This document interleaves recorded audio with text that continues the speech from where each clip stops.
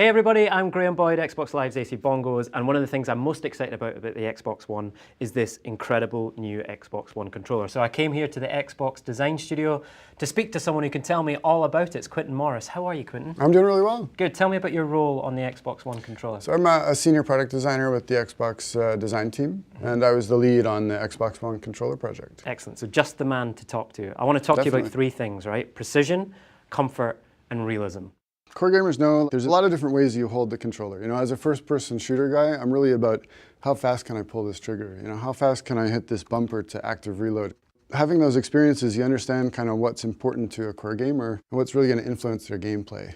This sits in the hand better, right? There's some changes here that then give you a better range of motion, right? Which is going to improve your gameplay. First off, the battery now exists inside the body of the controller, which was technologically a very difficult thing to do. You can see this U-shaped PCB is designed to really fit around that battery. And PCB stands for? Printed circuit board. Of course, I knew that. I just wanted to make sure everyone else did. Moving the battery inside really enabled thinning out this section of the body.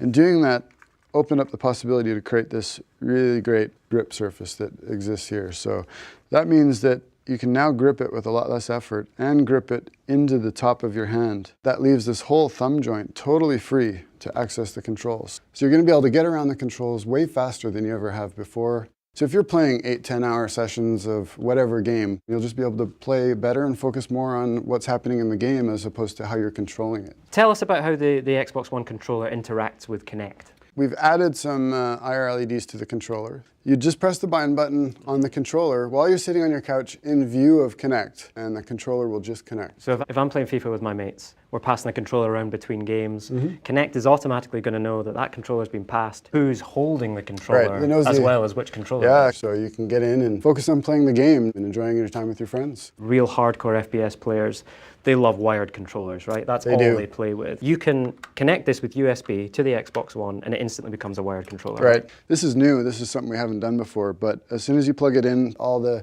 data will be sent over the cable. So you're getting now a wired and wireless controller in one. Tell us about some of the changes you've made to make sure it feels more comfortable. We reduced the spacing just a little bit between the ABXY as well as on the bumper and trigger to really make it quicker to get around.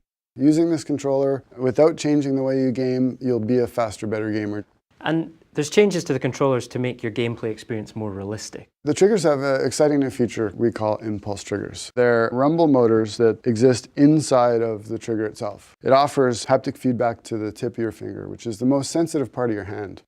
By combining these two extra motors with the current rumble motors that we had in the previous generation, we can now create richer haptic effects that have directionality to them. So you can communicate forward, back, left, right. A really subtle effect could be that when you run out of bullets, you feel the empty chamber, right? So you know immediately that you've run out of bullets and the next thing you got to do is reload. So another big one is the magnetic trigger sensor. We've eliminated all the mechanical parts that used to be in the old controller and replaced it with a mechanical digital sensor. So it means that it's twice as sensitive as it ever was before. So in Forza, when you're trying to feather the gas, you'll have that much more control over that gas pedal. And let's talk about this D-pad as well, because it's pretty significant changes here, right? The pivot point for the D-pad itself had to be as high as possible. By moving that pivot point up, we get really nimble action.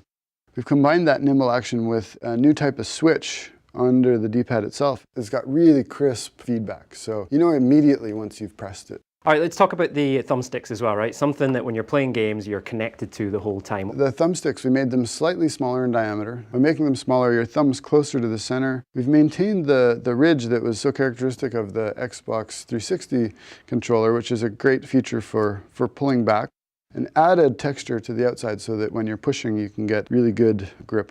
So the other improvement that we made was we were able to dramatically reduce the dead zone in the stick itself. By reducing the dead zone, we've increased accuracy and precision dramatically. One of the things I've heard from gamers that I speak to is that they love the Xbox 360 controller so much, right? They're a little bit worried that this is going to be slightly different. We've been working on this for 2 years, and our main goal was to make sure that the Xbox One controller was familiar.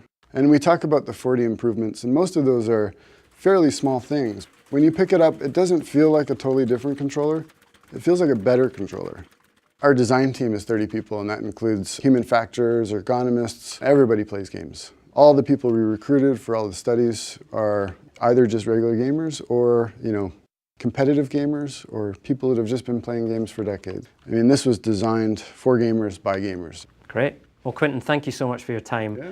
I think we've talked about it enough though, right? I want to get my hands on this controller and actually play some games. Yeah, let's do it.